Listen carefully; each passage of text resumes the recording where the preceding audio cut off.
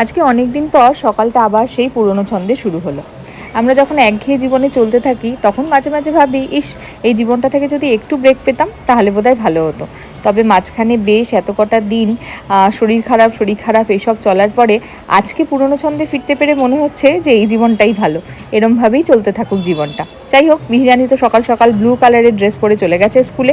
আজকে মিহির স্কুলে ব্লু কালারের সেলিব্রেশন আর কি। আমি ওকে স্কুলে দিয়ে চলে এসেছি বাড়িতে। আসার সময় একদম বাজার থেকে মাছ টাছ কিনে নিয়ে চলে এসেছিলাম। এসে ঘরে সমস্ত কাজ টাজ কমপ্লিট করে একদম স্নান টান করে নিয়েছি। আজকে নিয়েছিলাম পমফ্রেট মাছ। মেয়েকে এখন মাঝে মাঝে আমি একটু আধটু এই মানে অন্য সব রকমের মাছই আর কি দেওয়ার চেষ্টা করি। এই দেখো, স্নান টান সব কমপ্লিট করে আমি রেডিও হয়ে গেছি। মেয়েকে স্কুল থেকে নিতে যাব। আজকেও 10টা থেকে 1টা অবধি স্কুল ছিল। স্কুল থেকে আরেকজন চলেও এসছে, সেদিকে খাওয়া দাওয়া চলছে। আর তোরসা এখানে পুজো করছিল, পুজো করে প্রণাম করছে। তোরসা যেভাবে প্রণাম করছে ও সেরকমভাবে প্রণাম করছে। পিপিকে পেয়ে মিহিরানি কিন্তু বেশ আনন্দে আছে এই কয়েকদিন। তারপরে আর কি বিকালবেলা ঘুম থেকে উঠে একটু ডোডো ভাইয়ের সঙ্গে খেলাধুলা হলো, একটুখানি নাচু হলো। এখন তো আবার নাচুর সঙ্গে নতুন অ্যাড হয়েছে, যে গানটাতে নাচছে সেই গানটাও আবার গুনগুন করে করা। প্রত্যেকটা লাইন না বলতে পারলেও লাইনের শেষের কথাগুলো কিন্তু ঠিক বলতে পারে।